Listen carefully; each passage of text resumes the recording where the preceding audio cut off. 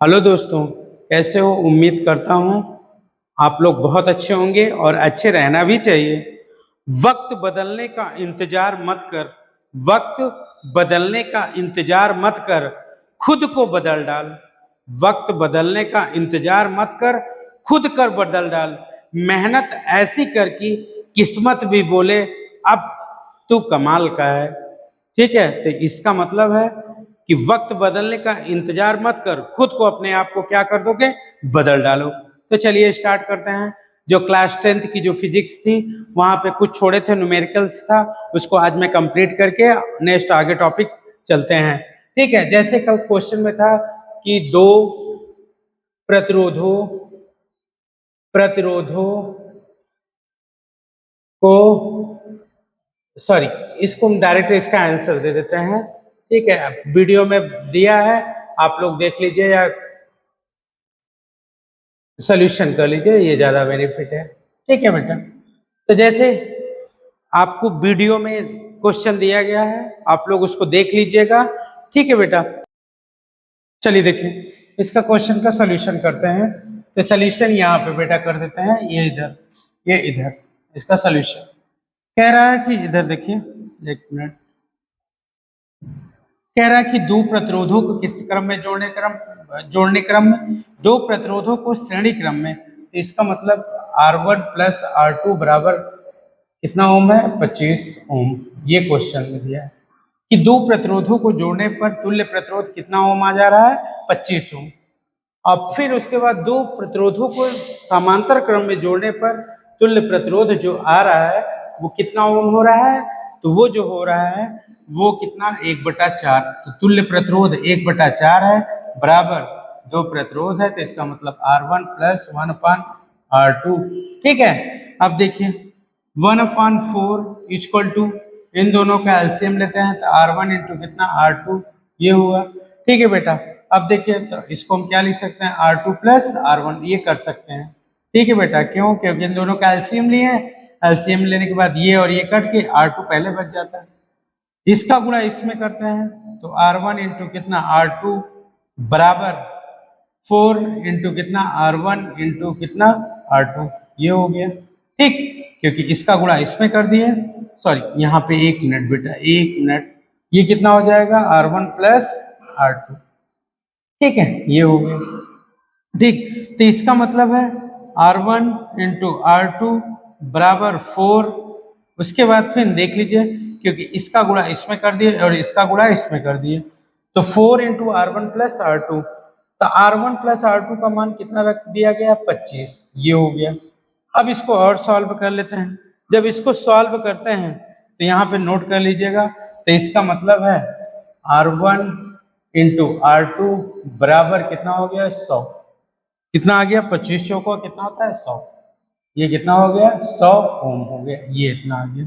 ठीक, अब देखिए सूत्र एक होता है R1 माइनस R2 का होल स्क्वायर बराबर R1 प्लस R2 का whole square minus 4 into R1 into R2। ठीक है बेटा, ये हो गया, ये सूत्र है। अब देखिए यहाँ पे, तो इसका मतलब है R1 माइनस R2 का whole square equal to R1 plus R2। R1 plus R2 का मान कितना दिया? 25। तो यहाँ पे हम देखिए 25 लिख देते हैं, 25 का स्क्वायर माइनस 4 और R1 इंटू R2, तो R1 इंटू R2 की जो वैल्यू है वो कितना दिया है? 100। तो यहाँ पे हम कितना लिख सकते हैं? 100। ये कितना हो गया? 100।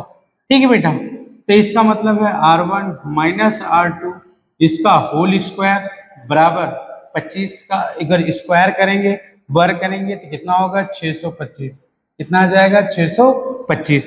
उसके बाद फिर यहाँ पे 4 इंटू 100 है, तो इसको करेंगे तो ये वैल्यू जो आएगी वो कितना होगी? 400। तो इसमें घटाएंगे तो ये कितना आ जाएगा? 225।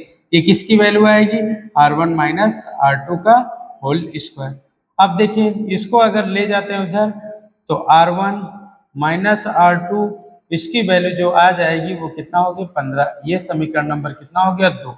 ठीक है बेटा, ये समीकरण 1, इसको समीकरण 1 मान लेते हैं, इसको समीकरण नंबर कितना मान लेते हैं? 2। समीकरण 1 और 2 को हल करने पर समीकरण, यहाँ पे लिख देते हैं समीकरण 1 और 2 को हल करने पर ठीक है बेटा, करने पर आप देख लीजिए, करते हैं तो यहाँ पे देख लीजिएगा बेटा, ये क्वेश्चन है, आप इस क्वेश्चन को नोट कर लीजिएगा। अब इसको हल कहाँ पे कर दे रहे हैं, ये देखिए यहाँ पे कर देते हैं इधर। तो आप देखिए, जैसे समीकरण 1 क्या है, R1 प्लस R2 बराबर कितना दिया है, 25, ठीक है बेटा। समीकरण जो 2 दिया है वो R1 minus R2 equal to कितना दिया है, 15, ठीक है। अब इन दोनों को जोड़ देते हैं, जब जोड़ देते हैं ये प्लस कर देते हैं तो ये प्लस माइनस कैंसिल हो गया, तो बचा कितना है, 2R1 बराबर, इसको जोड़ दिए तो कितना हो जाएगा, 40। तो R1 बराबर, इसमें भाग कर देते हैं तो 40 डिवाइड बाय कितना, 2, तो 2 एक नम 2, 2 बिसाम में कितना हो गया, 40, मतलब R1 की वैल्यू कितना आ गई, 20 ओम। R1 की वैल्यू कितना आ गई, 20 ओम। यही R1 का मान उठा के समीकरण 1 में रख देते हैं, तो R1 बराबर यहाँ पे कितना हो गया, 20 हुआ, ये कितना हो गया, 20 प्लस R2 अब बराबर कितना दिया है, 25। तो इसका मतलब R2 की जो वैल्यू होगी वो कितना होगी, 25 माइनस 20 बराबर कितना हो गया, 5 ओम। ये क्या हो गया, ये आंसर हो गया, ठीक है बेटा। तो इसका मतलब है कि अगर दो प्रतिरोध हैं, अगर उनको श्रेणी क्रम या समांतर क्रम में जोड़ देते हैं, तो अगर श्रेणी क्रम में जोड़ते हैं तो उनका जो तुल्य प्रतिरोध होता है वो कितना ओम है, 25, और जो समांतर क्रम में जोड़ते हैं उसका जो तुल्य प्रतिरोध होता है वो कितना ओम होता है, 15 ओम आता है, ठीक है, सॉरी 4 ओम। तो इसको जोड़ने के बाद R1 की वैल्यू 20 और R2 की वैल्यू 5 आ गई। इसको आप नोट कर लीजिए।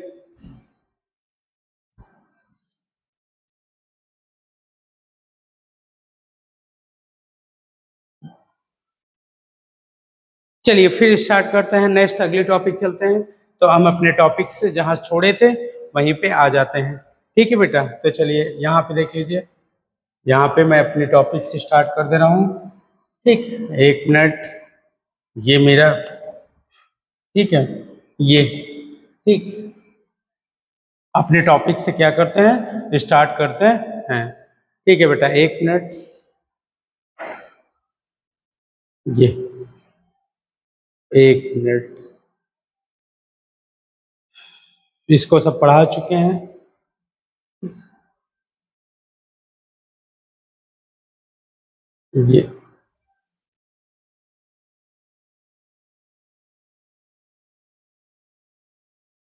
ये सब हो गया कंप्लीट।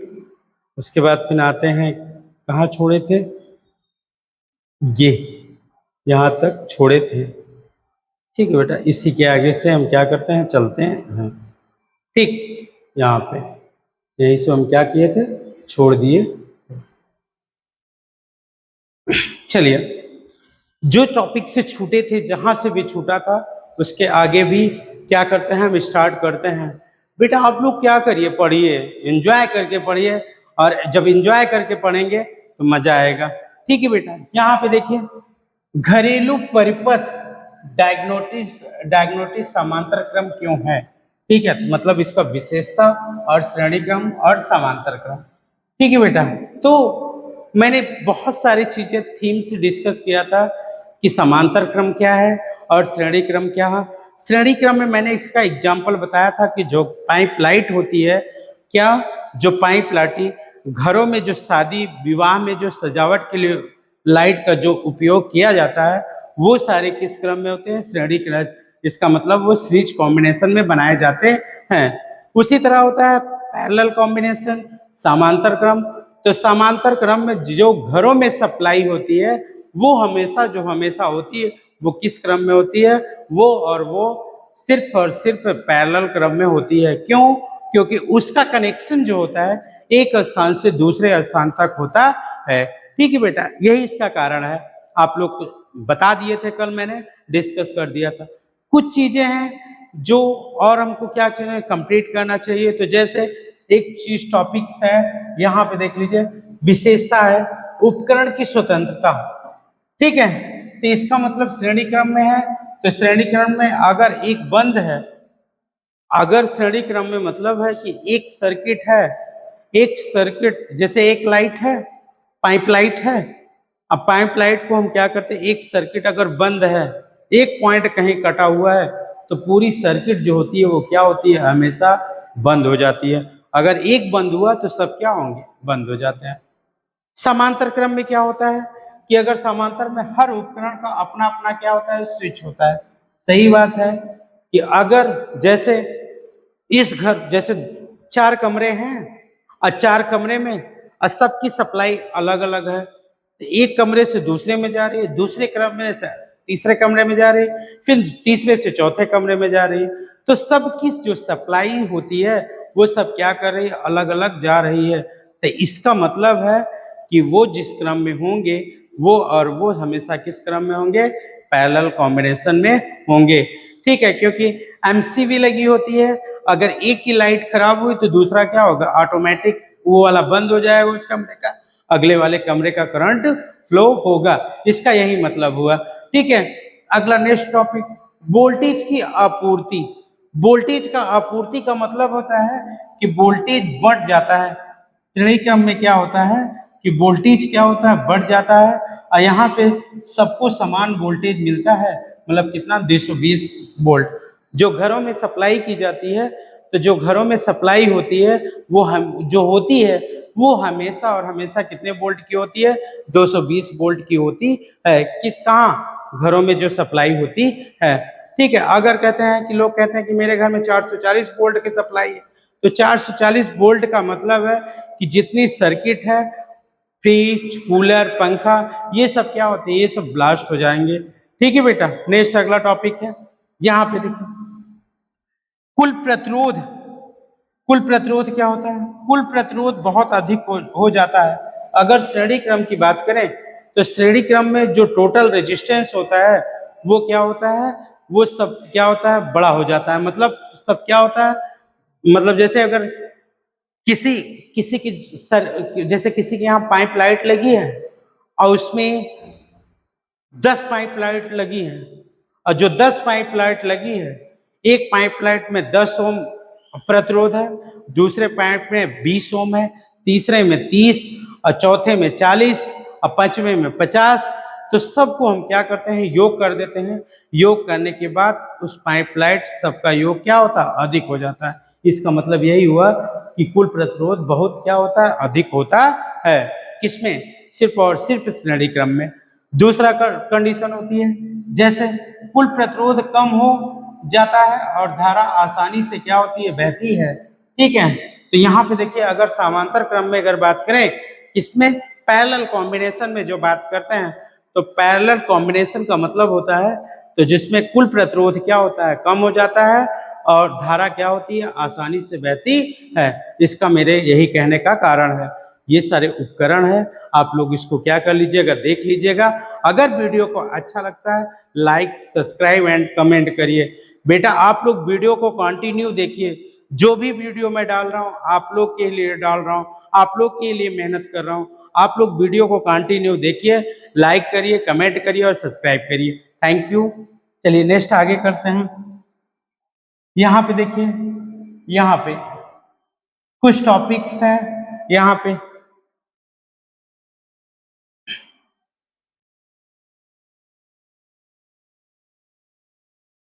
एक मिनट बेटा, एक मिनट, एक मिनट, एक मिनट, एक मिनट, एक मिनट, एक मिनट,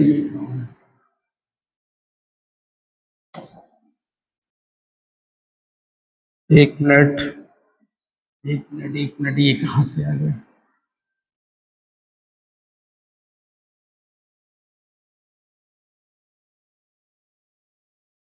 बेटा आप लोग आवाज मत करिए, शांत रहिए।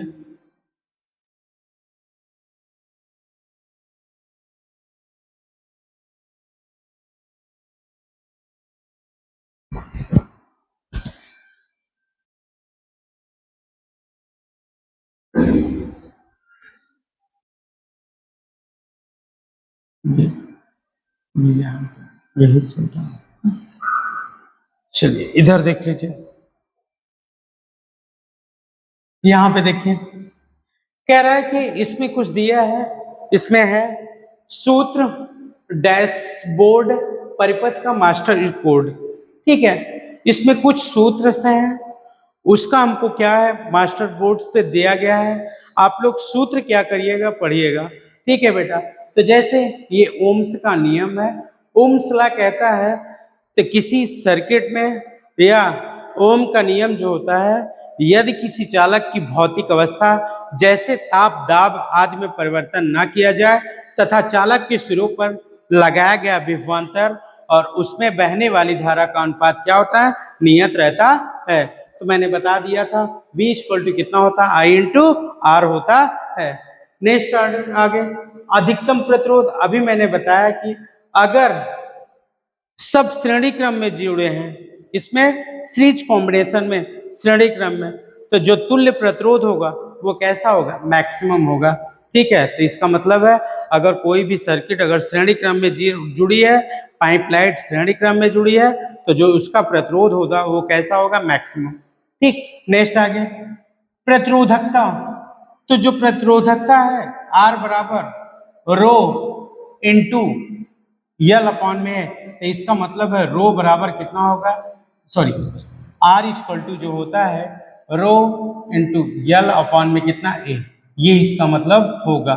ठीक है, तो इसका मतलब R क्या है, प्रतिरोध है, और रो क्या है, घनत्व है, और उसके बाद फिर ए क्या है, लंबाई है। ठीक है, और ए क्या है, क्षेत्रफल है। ठीक है, तो इसका मतलब है जो प्रतिरोध होता है वो लंबाई के क्या होता है, अनुप्रमाणुपाती होता है, और क्षेत्रफल के क्या होता है, व्युत्क्रमानुपाती होता है। अगर तार की लंबाई अधिक है तो प्रतिरोध उसका कैसा होगा, अधिक होगा। अगर तार का क्षेत्रफल कम है तो प्रतिरोध कितना होगा, कम होगा। इसका यही मतलब हुआ। न्यूनतम प्रतिरोध, न्यूनतम प्रतिरोध का मतलब होता है वो पैरेलल कॉम्बिनेशन। अब पैरेलल कॉम्बिनेशन का जो सूत्र होता है 1/RP, आरपी का मतलब यहाँ पे पी जो होता है वो पैरेलल में लिखा है, तो बराबर कितना हो गया 1/R1 प्लस 1 में कितना R2 और प्लस 1 में कितना R3। ये सारे क्या है, मास्टर सूत्र हैं। ठीक है, और जो आपके फिजिक्स में जिसकी जरूरत है वो सारे क्या है, सूत्र हैं। ठीक है बेटा, आप लोग देखिए और देखने के बाद वीडियो को लाइक करिए, और आपका जो वीडियो, आपको कंटेंट जो होता है वो हमेशा अपलोड कर दिया जाएगा मेरे यूट्यूब चैनल पे। ठीक है बेटा, तो चलिए स्टार्ट करते हैं। नेक्स्ट आगे अगली टॉपिक्स आती है, यहाँ पे देखिए जैसे लाइफ वर्क स्पेस परिपत्र का विश्लेषण है, आप कर सकते हैं। ठीक है, तो कुछ क्वेश्चन है, जैसे आप एग्जाम्पल के तौर पे अगर हम कुछ बात करें तो यहाँ पे देख लीजिए बेटा, एक मिनट, जैसे अगर हम कोई एग्जाम्पल्स ले लेते हैं, चित्र में प्रदर्शित, जैसे मान लीजिए चित्र में प्रदर्शित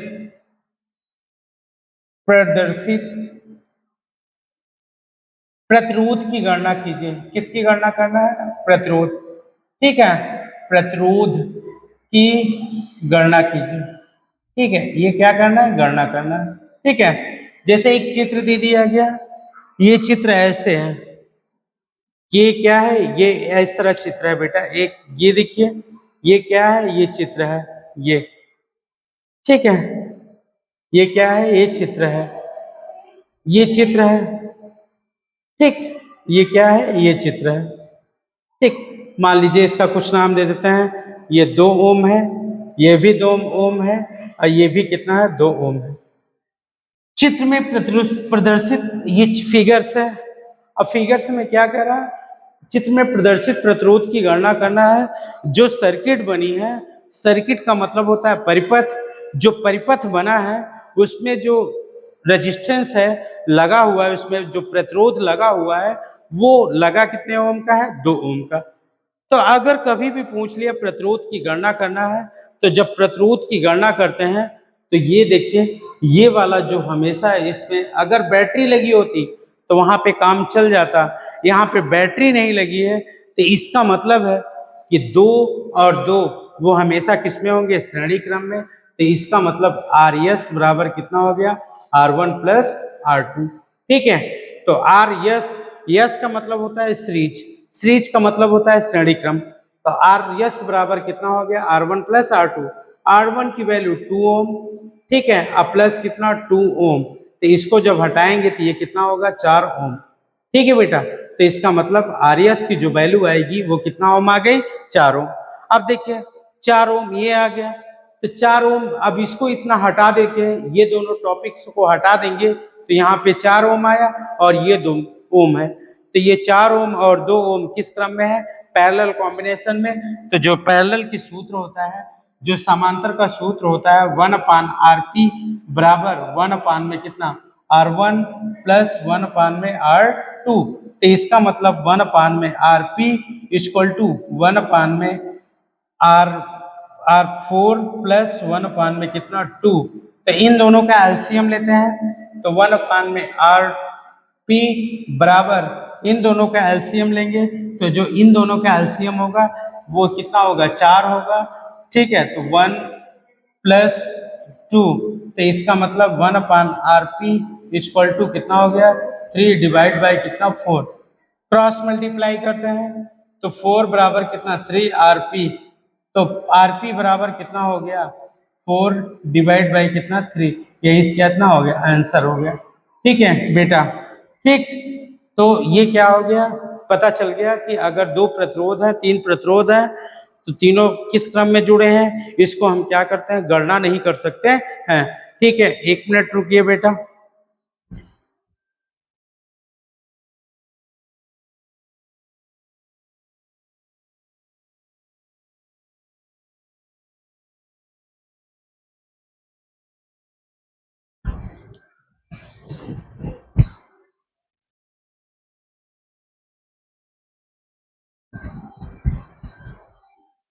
चलिए नोट कर लीजिए इसको, फिर आगे नेक्स्ट चलते हैं।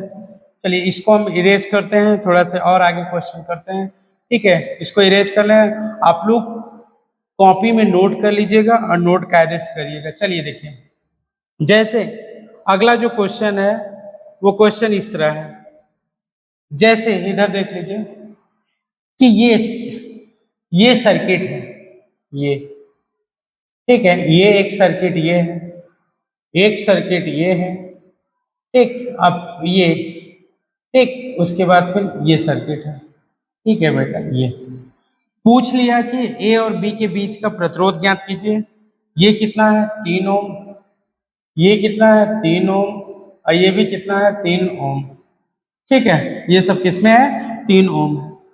तो अगर इस क्वेश्चन को सॉल्व करने के लिए सबसे पहले हम क्या करते हैं, यहाँ पे देखिए ये पॉइंट ए है और ये पॉइंट कितना है बी, ठीक, ये सर्किट है। कह रहा है निम्न चित्र में प्रदर्शित, निम्न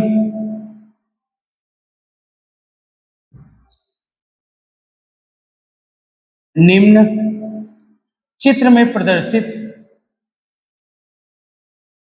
प्रदर्शित ए व बी के बीच प्रतिरोध, बी के बीच प्रतिरोध, क्या प्रतिरोध, प्रतिरोध, ठीक है, ये क्वेश्चन ऐसे दिए, ठीक, ये तो निम्न चित्र में प्रदर्शित ए व बी के बीच प्रतिरोध ज्ञात करना है, ठीक है। अब देखिए ये सर्किट है, तब इस पे कैसे पता चलेगा सर्किट कैसी है, तो ये देख लीजिए ये वाली जो सर्किट है, ये वाली जो किस क्रम में है, सिर्फ और सिर्फ जो क्रम होता है वो पैरेलल। तो 1/RP बराबर 1 में कितना R1 प्लस 1 में कितना R, ठीक है बेटा, क्योंकि 2 ही प्रतिरोध लगे हैं। तो 1 में RP बराबर 1 में कितना 3 प्लस 1 में कितना 3, तो मतलब 1 में RP बराबर 2 में कितना 3 हो गया। तो इसका मतलब है कि जो RP है, RP का मतलब पैरेलल, R का मतलब प्रतिरोध और P का मतलब पैरेलल, ठीक है। तो क्रॉस मल्टीप्लाई करते हैं, 3 बराबर 2RP, 2RP, तो RP इक्वल टू जो वो होगा 3 डिवाइड बाई कितना 2। तो अब देखिए इन दोनों को हटाए हैं तो कितना आ गया 3/2, तो तो अब ये और ये किस क्रम में हो जाएंगे, सीरीज में। तो आर एस बराबर कितना होगा, फिर R1 प्लस R2 कर लीजिए, ये ज्यादा बेनिफिट। तो आरपी की वैल्यू कितना है, या इसको हम आरपी प्लस R3 कर लीजिए, ये ज्यादा बेनिफिट है। ये 3 आरपी की वैल्यू 3 डिवाइड बाई 2 प्लस 3, तो इसका मतलब 2 3 6 और 6 3 9, 9 बटा कितना हो गया 2 ओम। ये इसका क्या हो गया, आंसर हो गया। ठीक है बेटा, ये सारे आंसर हैं। तो देखिए इन दोनों को हटाया, पैरेलल में था तो इसकी वैल्यू 3/2 आई, पैरेलल को फिर श्रेणी क्रम में कर दिए तो इसकी वैल्यू कितना आ गई 9 डिवाइड बाई 2। एक मिनट बेटा, थोड़ा सा पानी पी लेते हैं तब, एक मिनट।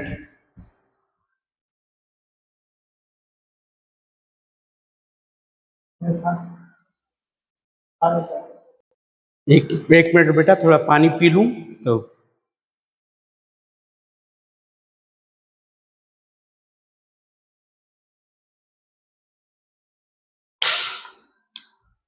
चलिए ठीक है, चलिए स्टार्ट करते हैं।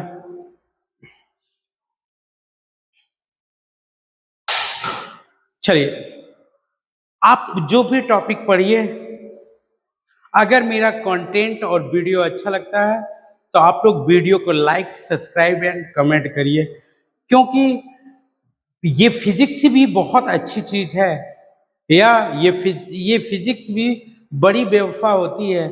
आप लोग अगर अब पढ़ेंगे तो ये बेवफा नहीं है, अगर नहीं पढ़ेंगे तो ये क्या चीज है, बेवफा है। ठीक है बेटा, आप लोग इस वीडियो को क्या कर लीजिएगा, देख लीजिएगा, और देखने के बाद वीडियो अगर अच्छी लगती है तो लाइक, सब्सक्राइब एंड कमेंट करिएगा, क्योंकि ये सिर्फ और सिर्फ ये समांतर और श्रेणी क्रम का जो टॉपिक्स है वो क्या हो गया, कंप्लीट हो गया है। और आप लोग इसको देख लीजिएगा, उसमें मैंने 2 न्यूमेरिकल बता दिए, 2 3 4, उसको आप लोग क्या करिएगा, देख लीजिएगा। अगर न्यूमेरिकल, बहुत सारे न्यूमेरिकल्स है, मैं सारा न्यूमेरिकल से करवाऊंगा, एक एक पॉइंट सारा न्यूमेरिकल्स होगा, आप लोग उसको करिए।